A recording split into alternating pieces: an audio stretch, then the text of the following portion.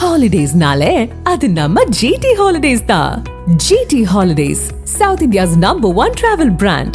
You know you are special when you're with GT Holidays.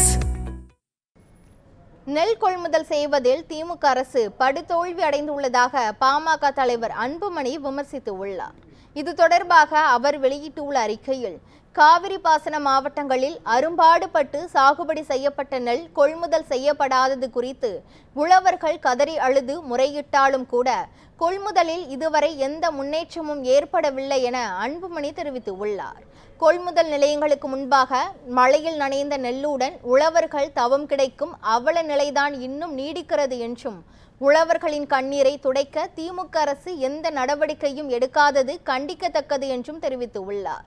நெல்லை கொள்முதல் செய்வதில் திமுக அரசு படுதோல்வி அடைந்துள்ளதாக விமர்சித்துள்ள அன்புமணி, பாதிக்கப்பட்ட நெற்பயிர்களுக்கு இழப்பீடு வழங்க வேண்டும் என்றும் வலியுறுத்தியுள்ளார்.